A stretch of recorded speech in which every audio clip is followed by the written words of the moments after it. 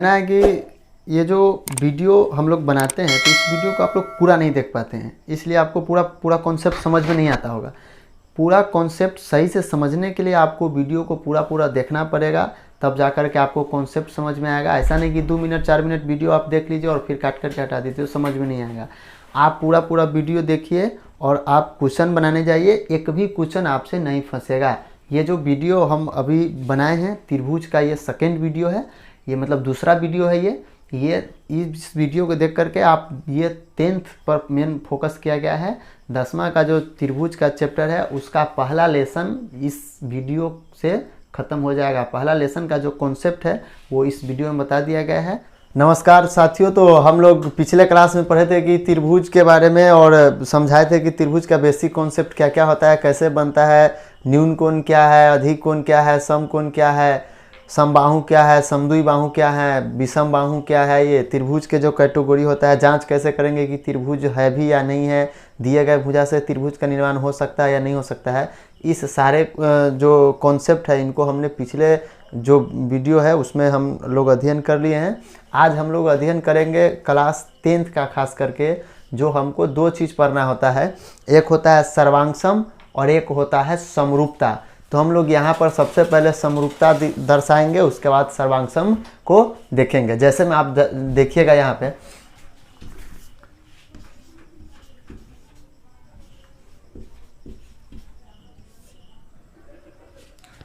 समरूपता किसको कहते हैं।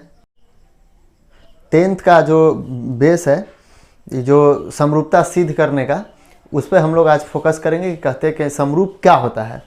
तो आपको देखने से ही, आप ये देख करके ही पता लगा सकते हैं समरूपता। सम मतलब क्या होना चाहिए, बराबर होना चाहिए, और रूपता मतलब क्या होना चाहिए, उसका रूप। उसका रूप क्या होना चाहिए, देखने में बराबर लगना चाहिए। समझ में आया कि नहीं है, देखने में बराबर लगना चाहिए, बड़ा हो या छोटा हो चलेगा, लेकिन देखने में बराबर मतलब एक जैसा होना चाहिए, बराबर नहीं एक जैसा होना चाहिए। देखने में लगना चाहिए कि ये दोनों एक जैसा हो, बड़ा हो सकता है, छोटा हो सकता है, उससे मिलता जुलता होना चाहिए। इसी को हम लोग कहते हैं समरूपता। जैसे में आप ध्यान दीजिएगा, मान लीजिए कि ये एक त्रिभुज हम बना रहे हैं, ठीक है, और एक त्रिभुज हम ये बना रहे हैं।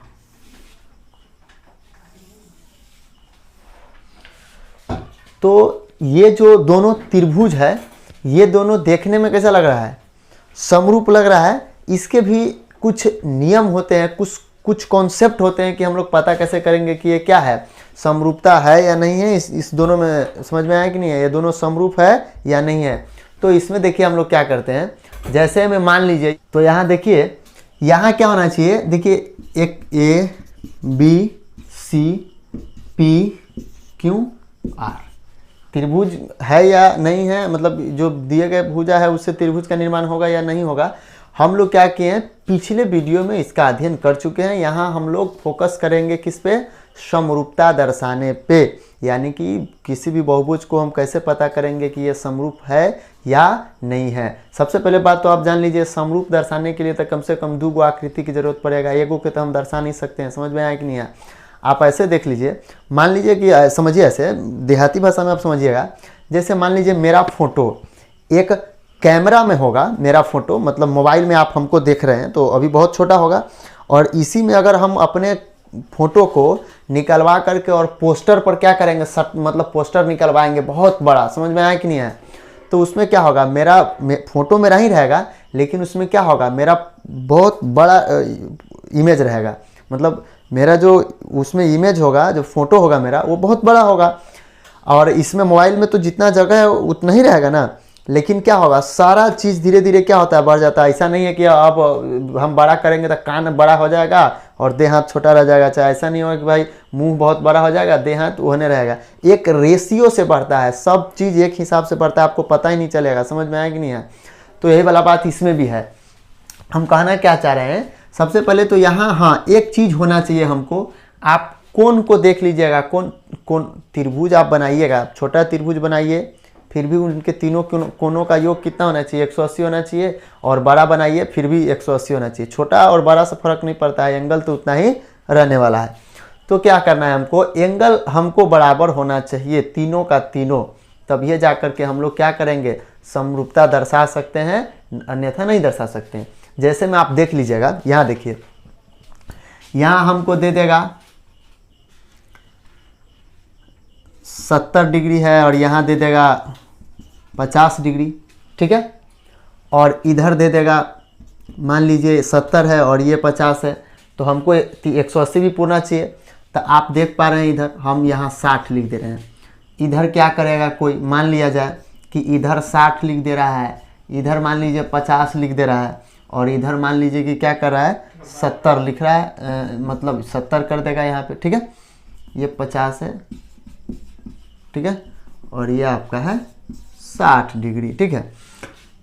तो ये यहाँ क्या होना है, यहाँ हम लोग कैसे समझेंगे, ये तो देखिए एंगल, अब हमको क्या करना है, तीनों से तीनों को मिलाएंगे। देखिए हाई जो 70 वाला है, 70 वाला से मिल रहा है कि नहीं मिल रहा है, हाई जो 60 वाला है, 60 वाला से मिल रहा है कि नहीं मिल रहा है, हाई जो 50 वाला है, क्या है, 50 वाला से मिल रहा है कि नहीं मिल रहा है, मिल रहा है। तो ऑलरेडी ये दोनों त्रिभुज क्या होंगे, समरूप होंगे। कभी कभी आंख में धूल झोंकने के लिए, क्वेश्चन देने के लिए क्या करता है, जो क्वेश्चन सेट करता है वो करता है क्या है कि आपको मान लिया जाए कि एक यहाँ त्रिभुज बना दे रहे हैं, ठीक है, यहाँ त्रिभुज बना दे रहे हैं, इसको मान लीजिए DEF है, ठीक है। यहाँ क्या करना पड़ेगा आपको, वो यहाँ दे देगा कि चलिए भाई ये 40 डिग्री है, यहाँ दे देगा आपको कि 70 डिग्री है। यहाँ से हम एक और, चलिए ये तो आप समझ गए होंगे कि ये दोनों क्या है, समरूप है, क्योंकि तीनों कोण क्या था, बराबर था। अब आप जरा देख लीजिए, यहाँ दे देगा, यहाँ दे देगा आपको क्या,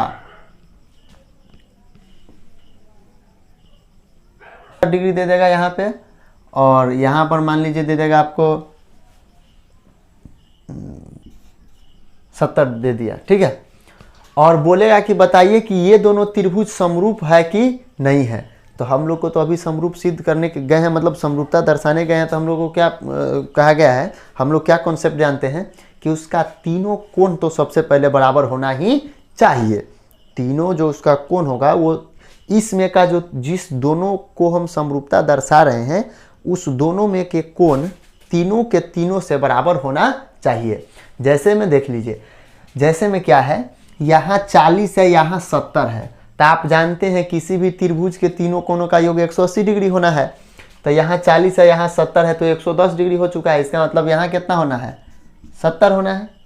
और आप बताइए यहाँ 70 है, यहाँ 70 है, इसका मतलब यहाँ कितना डिग्री होना है, 40 डिग्री होना है। तो आप देखिए 40 और 40, एगो कोण से एगो कोण बराबर है, 70 और 70, और फिर ये 70 और ये 70, ये तीनों कोण क्या है, बराबर है। इसमें क्या किया था, ये हमको क्या किया था, ये वाला 70 दिया नहीं था, ठीक है, और ये वाला 40 नहीं दिया था। लेकिन हम जानते हैं कि 180 पुराने के लिए 2 गो जरूर देगा, ऐसा नहीं है कि एगो दे के छोड़ देगा। तो किसी भी हालात में फिर समरूप वो पूछ ही नहीं सकता, क्वेश्चन वैसा ही देगा कि आप बना सके। और क्वेश्चन बनाने का भी एक रूल होता है, ऐसा नहीं कि कहनो क्वेश्चन बना देगा, कैसा भी क्वेश्चन। देखिए क्या होगा, तो यहाँ से हम जब अब 2 गो इसमें भी दे दिया, 2 गो इसमें भी दे दिया, लेकिन उस किया क्या है कि इसमें 40 और 70 दिया है, वो 40 और 70 इसमें नहीं दिया है, 70 दे दिया है। तो हम 2 गो दिया हुआ रहेगा किसी भी त्रिभुज का कोण, तो तीसरा का हम लोग आसानी से निकाल सकते हैं, क्योंकि तीनों का कोण का योग 180 होता है। इसका मतलब यहाँ 40 डिग्री होगा, इसका हम तीनों पूरा करेंगे तो इसका कितना हो जाएगा, 70 डिग्री, क्योंकि इसमें भी तो तीनों जोड़ने पर 180 पूरा चाहिए। जबकि हम 7 और 4 आप जोड़िए ना, 11 मतलब बोले तो 110 डिग्री पूरा है। 70 डिग्री और 40 डिग्री कितना, 110 डिग्री पूरा है ना। तो आप क्या कीजिएगा, यहाँ से 70 डिग्री निकालिएगा तो आएगा ये 40 डिग्री आएगा। अब हम कहेंगे कि देख लीजिए यहाँ क्या है, 40 से 40, 70 से 70 और 70 से 70, तीनों को इसमें के तीनों कोण से इसमें का तीनों कोण क्या है, बराबर है। इसका मतलब ये दोनों समरूप है। समरूपता दर्शाने का यही एक बहुत बड़ा कॉन्सेप्ट है, ये दोनों क्या है, समरूप है। समझ गया, क्वेश्चन यही करेगा, कहीं 2 गो दे देगा इसमें, 2 गो दे देगा इसमें, तो आप क्या कीजिएगा, तीनों को जोड़ने पर 180 पूरा चाहिए, तो आप तीसरा वहाँ से निकाल सकते हैं। और इसमें भी तीनों को जोड़ने से पर 180 आना चाहिए, यहाँ से भी तीसरा निकाल सकते हैं। तीनों से तीनों बराबर। अब कोनो कहेगा कि सर जी, अब कहेगा कि यहाँ 40 डिग्री है, यहाँ 40 है, यहाँ 70 है, यहाँ 70 है, जरूरी नहीं है। इसी में देख लीजिए, अगर ऊपर 70 कर देगा, यहाँ अगर मान लीजिए 40 कर देगा, ठीक है, और यहाँ 70 कर देगा, ठीक है, तो भी ये तीनों समरूप है। क्यों तीनों समरूप है, क्योंकि देखिए आप कोई लड़का कॉन्सेप्ट कहाँ फंसता है बता रहे हैं आपको। देखिए यहाँ 40 डिग्री है, यहाँ 40 डिग्री है ना, तो लड़का ढूंढेगा कि यहाँ भी तो 40 डिग्री होना चाहिए, क्योंकि ये ऊपर 40 डिग्री है तो इसके ऊपर 40 डिग्री होना चाहिए। अरे भाई मेरे, ऊपर 40 डिग्री होने से ज़रूरत नहीं है, इसके तीनों कोण से इसका तीनों कोण मिलना चाहिए, बराबर होना चाहिए। जैसे यहाँ 40 डिग्री है तो खोजिए 40 वाला किधर है, यहाँ मिल गया 40 वाला। इसमें 2 गो 70 वाला है तो इसमें भी तो 2 गो 70 वाला है ना, समझ में आया कि नहीं है। इसलिए इसमें का तीनों कोण इसमें के तीनों कोण से बराबर है। कहीं लिखा हुआ है मतलब इससे नहीं है, तीनों कोण से तीनों कोण बराबर होना चाहिए। ये आपका क्या है, समरूप त्रिभुज कहलाएगा। ये तीनों का तीनों समरूप त्रिभुज आपका कहलाएगा। ये बहुत बड़ा क्या है, फैक्ट है, आप समझ लीजिए। क्वेश्चन इस प्रकार का आप क्या करेगा, पूछेगा। अब कुछ क्वेश्चन आप पढ़िए ऐसा कहता है कि कुछ कॉन्सेप्ट क्लियर हो और क्वेश्चन बन भी जाए। ऐसा नहीं कि वीडियो हम 2 घंटा से देख रहे हैं, क्वेश्चन बनाने गए तो वीडियो देखे 2 घंटा और क्वेश्चन बन ही नहीं रहा है। इसलिए आप उस फैक्ट को ज़्यादा ध्यान दीजिए जिससे क्वेश्चन पूछा जाना है, ठीक है ना। अब देखिए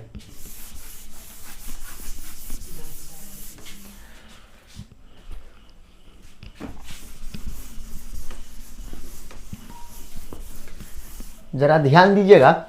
अब आप देखिए क्या करना है, कभी कभी क्वेश्चन क्या पूछता है, एक चीज देखिए, पूछ देगा कि कोई 2 सर्किल दोनों समरूप है कि नहीं है।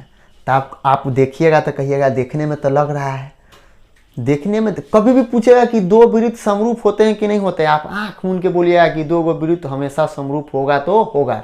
अरे वृत्त तो होता है ना ये और ये, आप कितना भी बड़ा बना दीजिए फर्क क्या पड़ता है। यहाँ हाथ से बना रहे हैं इसलिए गोला नहीं बन पा रहा है, अगर किसी चीज़ से बनाएंगे तो गोला ऑलरेडी बन जाएगा, ठीक है ना।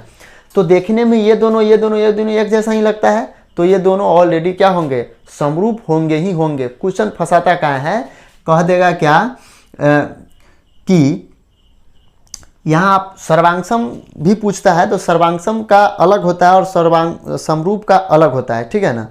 सर्वांगसम का भी हम रूल पढ़ाएंगे। यहाँ पर आप पहले समरूप समझ लीजिए, उसके बाद सर्वांगसम समझिएगा। समरूपता पहले आपको कहेगा दर्शाने के लिए, तो ये पहले समझ लीजिए, उसके बाद हम लोग सर्वांगसम का अध्ययन करेंगे। यदि आप समरूप समझ गए तो सर्वांगसम समझने में ज़्यादा दिक्कत नहीं होगा। समरूप आप नहीं समझिएगा तो सर्वांगसम जल्दी समझ में नहीं आएगा। तो यहाँ क्या है, ये दोनों समरूप है, भले ये छोटा है ये बड़ा है लेकिन है समरूप, ठीक है। अब क्या होगा, तो इसका मतलब होता है कि सभी वृत्त आपस में समरूप होते हैं। ये क्वेश्चन पूछेगा तो पूछेगा। फिर क्या दे देगा, वर्ग के बारे में दे देगा। तो वर्ग दे देगा, एक ये वर्ग है और एक ये वर्ग है।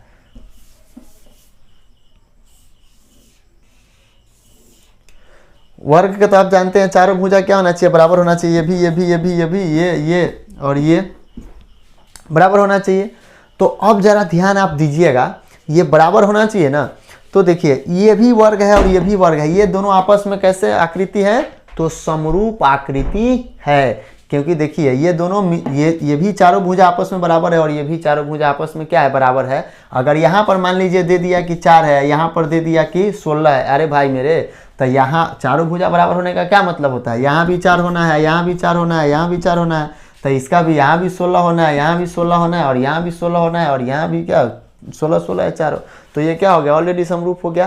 तो सभी वर्ग भी आपस में समरूप होते हैं, सभी वर्ग भी आपस में समरूप होते हैं, सभी वृत्त भी आपस में समरूप होते हैं। अब आयत वाला क्वेश्चन पूछ देगा, देख लीजिए।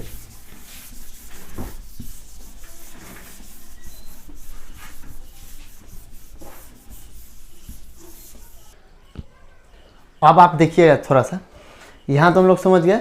अब क्वेश्चन क्या पूछेगा, क्वेश्चन जैसे अब देख लीजिए, समरूपता क्या देगा, कैसे देगा दर्शाने के लिए।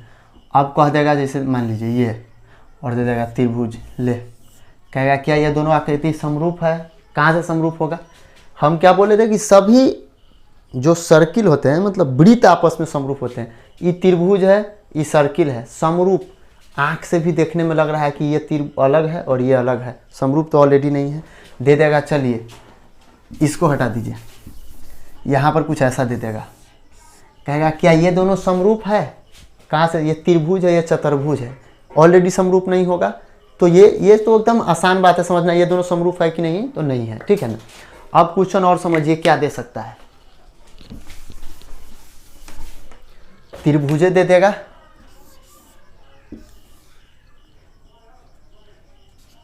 ये दे देगा समकोण त्रिभुज है। तो आप समझ पा रहे हैं इसमें कहीं समकोण नहीं बन रहा है, तो ऑलरेडी ये कोण मिलेगा ही नहीं मिलेगा, तो समरूप कहाँ से होगा? देखने से भी फिगर पता चल जाएगा कि समरूप नहीं होगा। ऐसे वो कोण का मान दे भी देता है, ठीक है ना।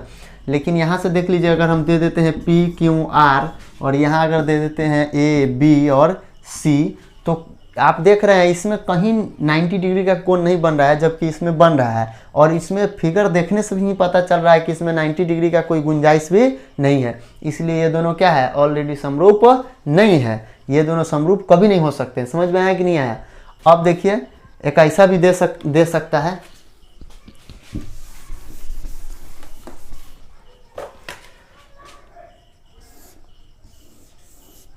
ऐसा दे दिया ए बी सी, ठीक है। अब क्या करता है वो, दिमाग जरा आप लगाइएगा। यहाँ दे देगा 16 24 12, ठीक है। यहाँ दे दिया 8, यहाँ दे दिया मान लीजिए आपका 12 दे देगा, और यहाँ दे देगा आपका 6। कहेगा ये दोनों समरूप है कि नहीं है? चेक कैसे करेंगे? अब आप कहिएगा सर जी आप तो बताए थे क्या कि एंगल तीनों बराबर होना चाहिए, इसमें तो एंगल कहीं दिया नहीं है, कोण कहीं दिया नहीं है, तो क्या ज़रूरत है? आप देख लीजिए ना, ये आप देख रहे हैं 12 है, ये 6 है, एकरा से क्या हो रहा है? दुगुना हो रहा है। दुगुना हो रहा है कि गलत का चिन्ह नहीं है, गुना का चिन्ह लिखें, ये दुगुना हो रहा है। और ये क्या है? एकरा से ये दुगुना हो रहा है, 8 दूना 16। अब ये क्या हो रहा है? 12 दूना 24। यानी कि यही छोटका त्रिभुज से बड़ा का क्या है? दोगुना है कि नहीं? देखिए ना आप, high 12 high 24 high 6 high 12 high 8 high 16, सभी भुजा। तक कहिएगा सर जी कैसा क्वेश्चन होगा? तब नहीं होगा। पता है कैसा होगा? ये दोनों समरूप है कि नहीं है? तो ये दोनों समरूप है, ये दोनों आपस में क्या है? समरूप है। यही समरूपता दर्शाते हैं। समझ में आया कि नहीं आया? आप कहिएगा कि सर जी तो फिर अब कैसा भुजा वाला कैसा देगा? आप उसका भी एक झलक देख लीजिए, उदाहरण कैसा दे सकता है।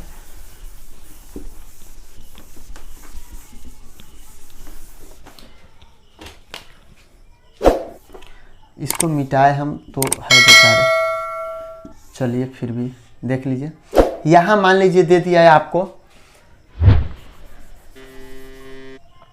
यहाँ 16 दे दिया, यहाँ 24 दे दिया, और यहाँ मान लीजिए दे दिया कि आप 7 है, ठीक है। 16 7 दे दिया, या फिर 9 ले लीजिए, 10 ले लीजिए, 11 ले लीजिए, कुछ भी 10 ले लीजिए, ठीक है।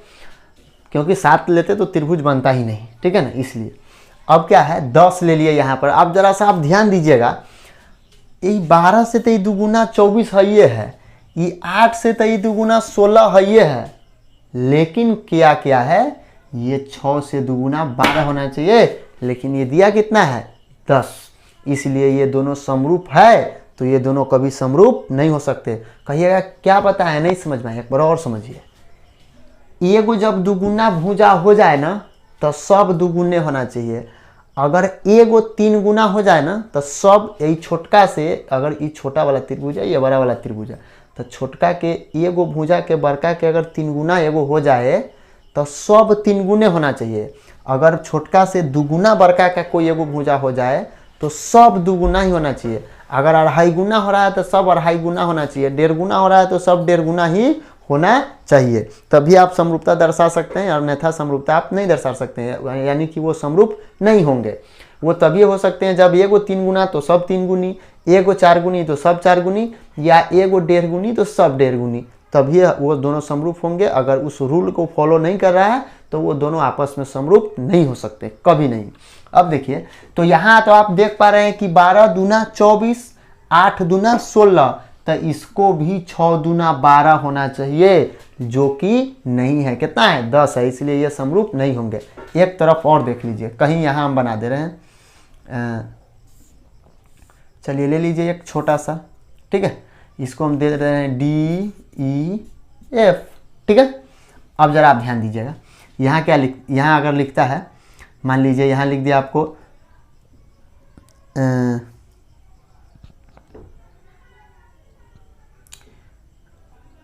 यहाँ लिख देगा आपको 12, यहाँ लिख देगा आपको 18 और यहाँ लिख देगा आपको 9।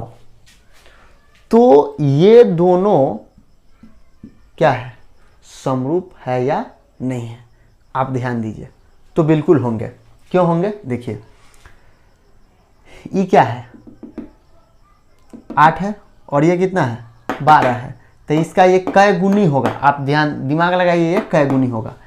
तो ये 2 गुना होता तो 16 होता, 1 गुना रहता तो 8 रहता, इसका मतलब ये कै गुना है, 1.5 गुना है।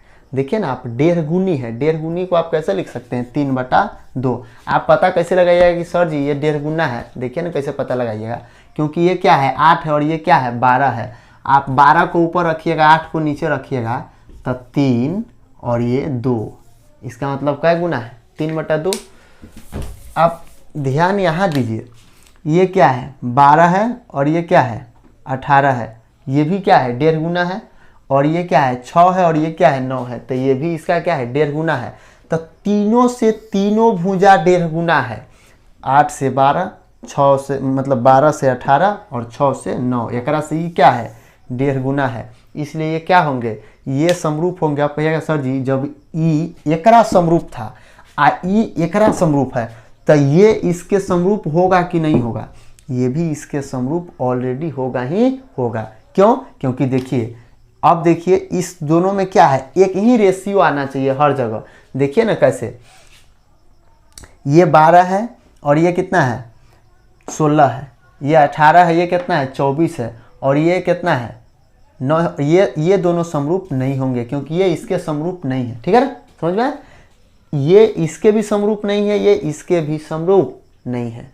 जब अगर ये दोनों आपस में समरूप है, अगर इसके समरूप कोई तीसरा होगा तो वो इसके समरूप हो जाएगा। कैसे, देख लीजिए, पहले इसको हटाते हैं। ठीक है, इतना तो आप सीख गए ना कि ये दोनों समरूप है। ये क्यों नहीं समरूप हुआ था मालूम है ना, क्योंकि यहाँ देखिए 8 दूना 16 है, 12 दूना 24 है, लेकिन ये 6 दूना 12 नहीं हुआ है, 10 है, इसलिए ये दोनों समरूप नहीं है, तो इससे भी समरूप नहीं होगा। ठीक है ना, ऑलरेडी। चलिए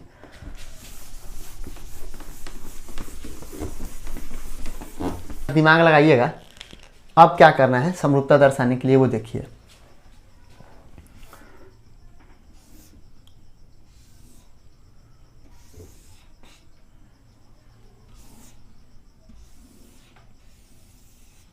ठीक है, यहाँ दे दिया मान लीजिए 3, यहाँ 4 है और यहाँ मान लीजिए 6 है। ठीक है, यहाँ अगर दे दिया आपको, यहाँ अगर आपको दे दिया कि ये 12 है, ठीक है, और यहाँ दे दिया कि आपका जो है ना 24 है, और यहाँ आपको दे दिया कि ये क्या है 16 है, इसको मान लीजिए PQR और इसको मान लीजिए ABC। अब ये दोनों जो है ना समरूप है या नहीं है, तब आप मिलाइएगा कैसे।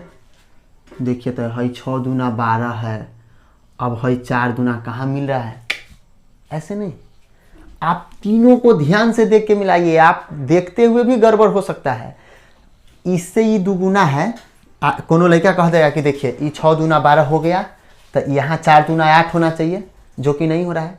वो वैसे अब सबको मिला के आपको देखना पड़ेगा, लेकिन यहाँ क्या है देखिए तो 6 चौका 24 है, और ये क्या है 3 चौका 12, देख पा रहे हैं, और ये 4 वाला क्या है देखिए तो यहाँ क्या है 16।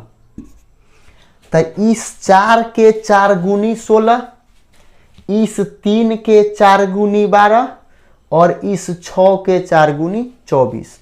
अगर एगो भुजा के चरगुना ई है तो एक सब के चरगुना ए में मिलना चाहिए। 3 चौका 12, तो 6 चौका 24, 4 चौका 16। अब कोई लड़का सोचता होगा कि सर जी इधर 3 था तो इधर 12 था, तो इधर 6 है तो इधर 16 ना होना चाहिए। ऐसा इससे मतलब नहीं है, भुजा कहीं भी दे दे मतलब उससे नहीं है, मतलब इस बात से है कि अगर एक भुजा के 4 गुनी इधर वाला का भुजा है बड़का का, तो बाकी के दोनों भुजा के भी 4 गुना उसमें 2 गो मिलना चाहिए। जैसे ई एकर 3 गुना ई 12 था, तो 6 के भी 3 का 4 गुना 12 था, तो 6 के भी 4 गुना क्या है 24 है, और 4 के भी 4 गुना क्या है 16 है। तो अब हो गए, ये दोनों क्या कहलाएगा, ये दोनों आपस में समरूप है कि नहीं है, तो ये दोनों आपस में समरूप है। ये दोनों आकृति कैसे हैं, आपस में समरूप है। जरूरी नहीं है कि इधर वाला अगर मान लीजिए 3 है, इधर वाला 12 हो गया, 4 गुना हो गया है, तो इधर वाला 4 गुना होना चाहिए, इधर वाला इधर भी 4 गुना है तो कोई दिक्कत नहीं है। लेकिन यही में के अगर एगो 4 गुना मिला तो सब 4 गुना होना चाहिए। अगर आप एकरा से मिलाइएगा 6 दूना 12 और एक, तो फिर कहिएगा एकड़ कहाँ मिल रहा है, ऐसे नहीं मिलता है। ध्यान से आपको देखना पड़ेगा और तब बैठाना पड़ेगा कि इसमें का सब का 4 गुना उसमें है कि नहीं है। अगर एको को नहीं मिल पा रहा है, 4 गुना नहीं हो पा रहा है, तो वो क्या हो जाएगा, गलत हो जाएगा। अब कोनो कहेगा सर जी तो 6 दूना 12 हो रहा है, तो ये कहाँ दुगुना हो रहा है, वो ऐसे ही मिलेगा नहीं। तीनों को और कोई सोचिए, आप सोच अलग बनाइए कि क्या, चलिए ये वाला कॉन्सेप्ट नहीं बन रहा है, इसका 4 गुना तो हो रहा है। अब कोई लड़का सोचेगा इसका 3 गुना है, तो ऐसा थोड़ा होता है, इसका 4 गुना है, इसका क्या है 4 गुना है और ये इसके 4 गुना है। ये दोनों क्या है, समरूप है कि नहीं, तो ये दोनों समरूप आकृति है। यहाँ क्या होगा, लिखा जाएगा। ठीक है ना, ये समझ में आ गया होगा समरूपता हम लोग कैसे दर्शाएंगे। कर चुके हैं समरूप कैसे दर्शाते हैं 2 आकृति के बीच या 3 आकृति के बीच या उससे भी ज़्यादा आकृति के बीच, ये तो अध्ययन हम लोग कर चुके हैं। अब हम लोगों को अध्ययन क्या करना है, सर्वांगसम।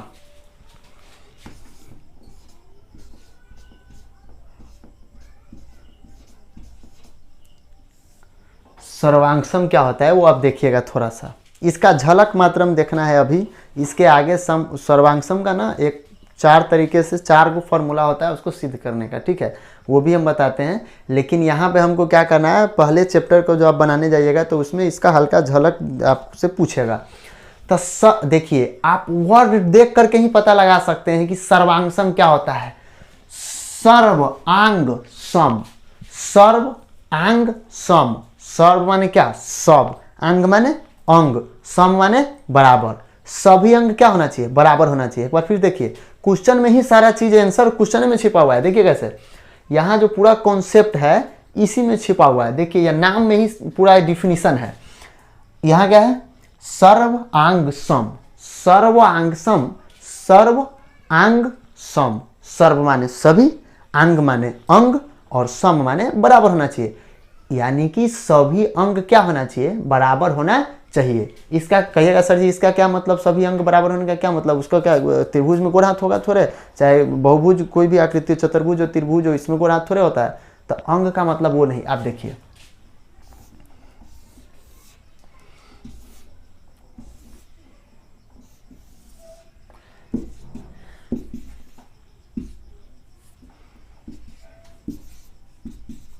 ये ABC है और ये PQR, 2 त्रिभुज है। तो आपको देखने से ही लग रहा है कि ये त्रिभुज क्या है, छोटा है, और ये त्रिभुज क्या है, बड़ा है। तो त्रिभुज का त्रिभुज तब ना छोटा है जब त्रिभुज के, यही त्रिभुज के भुजा सब छोटा है, इस त्रिभुज का भुजा सब बड़ा है, इसलिए नहीं त्रिभुज बड़ा है। तो आप क्या कीजिएगा, देखिए तो आप देख करके भी फिगर पता लगा सकते हैं कि ये दोनों सर्वांगसम है कि नहीं है। तो ये दोनों सर्वांगसम नहीं होंगे, क्योंकि सर्वांग सम मतलब सब कुछ बराबरे होने चाहिए। तो एक ही भुजा छोट है, इसका तो ये सब बड़ा बड़ा है। तो सब अंग कहाँ कौन हो सकता है कि बराबर भी हो। मान लीजिए अगर यहाँ दे दिया कि चलिए ले लीजिए 60 डिग्री, 60 डिग्री, ठीक है, 60 डिग्री, 60 डिग्री, 60 डिग्री। तो ये समरूप है लेकिन सर्वांगसम नहीं है। देखिए समरूप अलग है और सर्वांगसम अलग है। ये दोनों समरूप हैं लेकिन सर्वांगसम नहीं है। कहिएगा सर जी तो समरूप कैसे है। तो समरूप में हम आपको क्या बताए थे कि समरूप होने के लिए आपका इसमें का तीनों कोण, इसमें के तीनों कोण से बराबर होना चाहिए, जो कि बराबर है भी। मतलब ये क्या है, समबाहु त्रिभुज ये भी है, समबाहु त्रिभुज ये भी है। तो समबाहु त्रिभुज आपस में हमेशा क्या होते हैं, हमेशा समरूप होते हैं। समझ में आया कि नहीं है। लेकिन ये दोनों सर्वांगसम नहीं हो सकते हैं, क्योंकि देखिए अगर इसका 8 दे दिया तो यहाँ भी 8, यहाँ भी 8, अगर इसको दे दिया 16, 16, 16, तो आप देखिए क्या हो रहा है, समरूप तो ये है लेकिन सर्वांगसम तो नहीं है, क्योंकि इसका भुजा 8 है तो इसका भी भुजा 8 होना चाहिए। समरूप में उससे दुगुना हो जाए, 1.5 गुना हो जाए, 3 गुनी हो जाए, 4 गुनी हो जाए, चलेगा, सब होना चाहिए 4 गुनी 3 गुनी। एगो है तो बाकी के 3 होना चाहिए। लेकिन सर्वांगसम में कोण भी बराबर और भुजा भी बराबर होना चाहिए, तभी ये सर्वांग सम हो सकता है, अन्यथा सर्वांग सम नहीं हो सकता है। बात समझ में आ रहा है कि नहीं आ रहा है? तो ये कहेगा सर्वांग सम है तो लिखेंगे समरूप, समरूप है सर्वांग सम,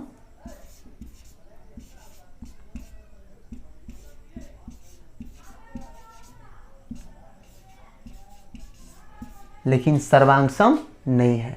समरूप है लेकिन सर्वांग सम नहीं है। बात समझ में आ रहा है कि नहीं आ रहा है? पूछेगा क्यों सर्वांग सम नहीं है?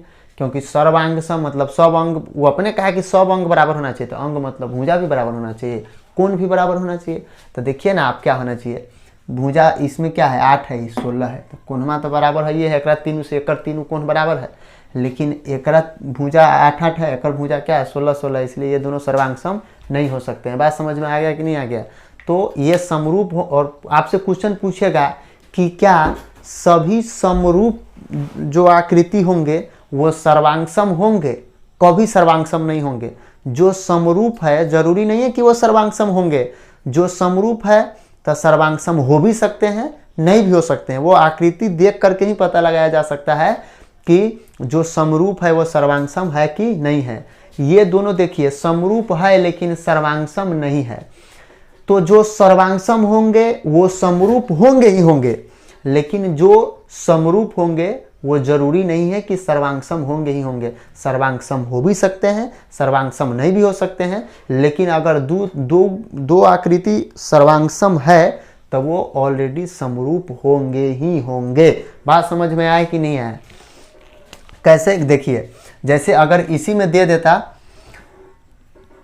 चलिए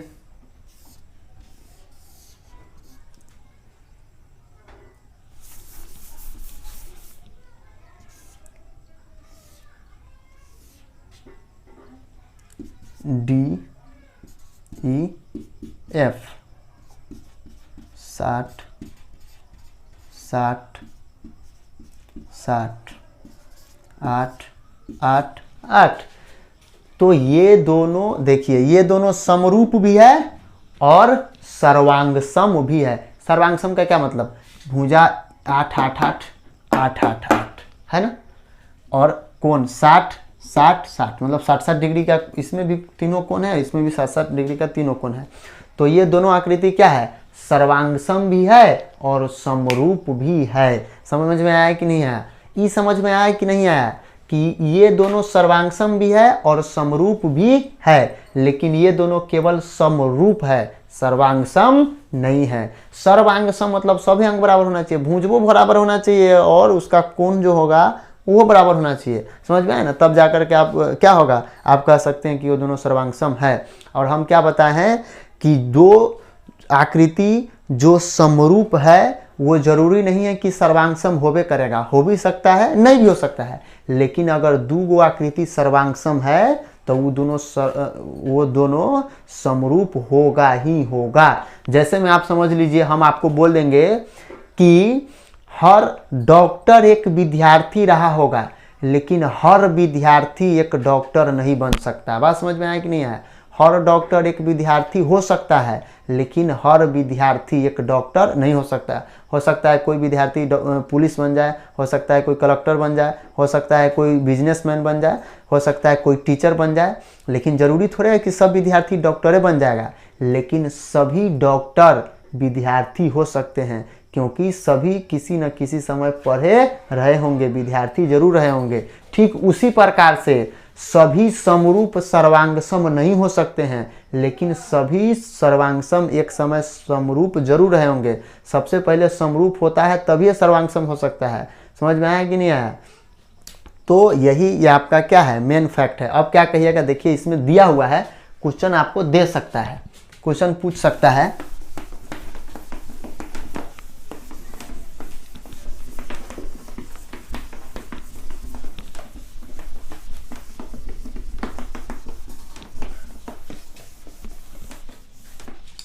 आप जरा सा दिमाग लगाइए। अब क्या करेगा, कह देगा कि क्या सभी वर्ग समरूप होंगे? तो कहेंगे एकदम बिल्कुल होंगे, सभी वर्ग एकदम बिल्कुल जितने भी वर्ग होंगे समरूप होंगे ही होंगे। कहेंगे क्या सभी वर्ग सर्वांग होंगे? कहेंगे हो भी सकता है, नहीं भी हो सकता है। लेकिन कहेगा क्या सभी हो सकते हैं? तो सभी सर्वांग नहीं हो सकते हैं, क्योंकि देखिए हो सकता है ये एक वर्ग बना दिया, एक ये वर्ग बना दिया, इसको मान लीजिए ए बी सी डी, इसको मान लीजिए पी क्यू आर एस, ठीक है। ये भी इसको मान लीजिए 20 है, तो सब 20 हो जाएंगे, 20 20 20। ये 8 है तो ये भी 8 है, ये भी 8 है, क्योंकि वर्ग के सभी भुज आपस में क्या होते हैं? बराबर होते हैं। समझ में आया कि नहीं आया? अब क्या हो गया, और ये जरूरी नहीं है कि बराबर होते हैं तो एंगल भी 90 डिग्री का होना चाहिए, ये अलग बात है। देखिए कितना, पहले आप यहाँ समझ लीजिए। हम यहाँ कितना आदमी कहेगा सर आप ये नहीं बताए हैं कि इसका नियम क्या होता है वर्ग का। हम यहाँ वर्ग नहीं पढ़ रहे हैं, हम यहाँ सर्वांगसम और समरूपता पढ़ रहे हैं, तो यहाँ मेन फोकस उसी पर करेंगे। ऐसा नहीं कि अब हम चल जाए कि हाँ इसका चारों कोण भी 90-90 डिग्री का होना चाहिए, इसका फिर रूल अलग से आता है कि दोनों विकर्ण बराबर होना चाहिए। तो ये जब हम पढ़ेंगे ना चतुर्भुज, उसमें जाकर के हम लोग इसका अध्ययन करेंगे। लेकिन यहाँ हम लोग क्या कर रहे हैं? समरूपता और सर्वांगसम पढ़ रहे हैं। तो बात रहा ये दोनों समरूप है कि नहीं है, तो ये दोनों समरूप हैं। ये क्या है? समरूप, समरूप है, सर्वांगसम नहीं। समझ में आया? समरूप कहिएगा सर सर्वांगसम कैसे नहीं है? तो देखिए ये हम सर्वांगसम क्या मतलब होता है? सर्वांगसम का मतलब होता है कि सभी अंग समान होना चाहिए। अब आप जरा दिमाग लगाइए, यहाँ क्या होना है, जरा आप दिमाग लगाइए।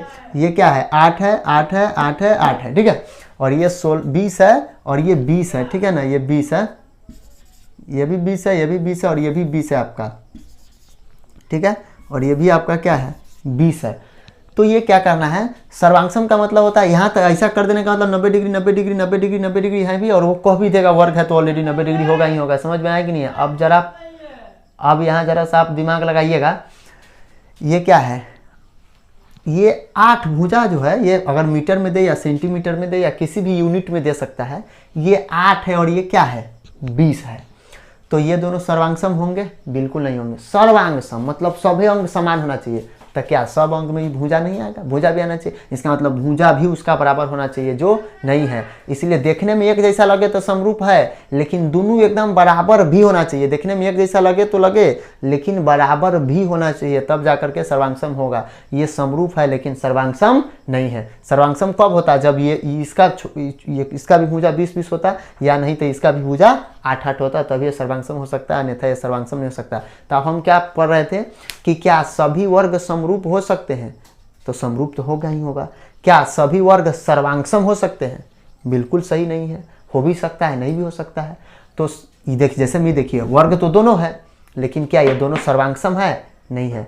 तो सभी वर्ग सर्वांगसम हो ये जरूरी नहीं है, लेकिन सभी वर्ग समरूप होंगे ही होंगे। यही मेन क्या है? फैक्ट है। जैसे आप देख लीजिए, सर्किल में ही आपको दे देगा, एक सर्किल यहाँ दे देगा कि चलिए भाई 2 सेंटीमीटर का त्रिज्या लिया गया है, और एगो दे देगा यहाँ पर ऐसे ले लेगा और कहेगा कि चलिए इसका जो है ना सर्किल का ये 5 सेमी का है, 5 सेंटीमीटर का है। तो ये दोनों क्या सर्वांगसम है? तो ये दोनों सर्वांगसम नहीं है, लेकिन समरूप है। देखिए वृत्त, सभी वृत्त आपस में समरूप होंगे, लेकिन सर्वांगसम हो भी सकते हैं, नहीं भी हो सकते हैं।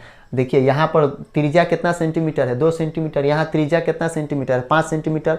तो सभी अंग बराबर, मतलब त्रिज्या भी इस दोनों का बराबर होना चाहिए था, जो नहीं है। इसलिए ये दोनों समरूप है केवल, लेकिन सर्वांगसम नहीं है। समझ में आया कि नहीं आया? लेकिन इसी में अगर क्या होता, इसी में अगर होता एक और खींच लेता और यहाँ भी 2 सेंटीमीटर का दे देता, तब ये दोनों समरूप भी होते और सर्वांगसम भी होते। समझ में आया कि नहीं आया?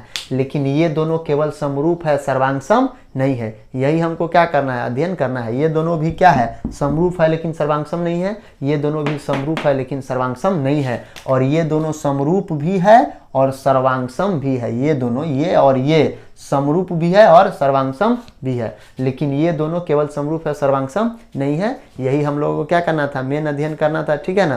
अब कभी कभी क्वेश्चन पूछ सकता है सदृश्य। सदृश्य मतलब समझ रहे हैं ना, किताब में समरूप को ही सदृश्य लिख दिया हुआ है। सदृश्य मतलब देखने में जो दृश्य समान लगे।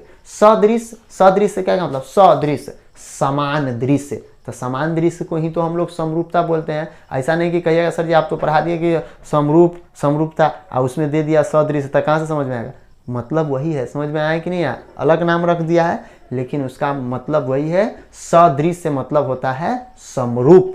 समझ में आया कि नहीं आया? सदृश्यता मतलब समरूपता। तो पूछेगा कि क्या सभी सदृश्य सर्वांगसम होंगे? तो सभी सदृश्य जरूरी नहीं है कि सर्वांगसम होंगे, हो भी सकते हैं, नहीं भी हो सकते हैं। मतलब सभी समरूप सर्वांगसम हो सकते। देखिए तो ये दोनों क्या है, सदृश्य है लेकिन सर्वांगसम नहीं है। सदृश्य बोले तो समरूप, यानी कि देखने में एक जैसा है लेकिन बराबर ना है। तो देखने में एक जैसा तो समरूप, बराबर नहीं है तो सर्वांगसम नहीं है। देखने में एक जैसा दोनों बराबर है तब सर्वांगसम भी होगा। समझ में आया कि नहीं आया? तो यही आपका, अब आप क्वेश्चन बनाने जाइएगा, आसानी के साथ क्या होगा, क्वेश्चन बन जाएगा। बात समझ में आया कि नहीं? हो सकता है एक क्वेश्चन एक और ले लीजिए, सर्वांगसम और समरूपता। तो अब सर्वांगसम भी समझ गए हैं। अब जरा देखिए आगे।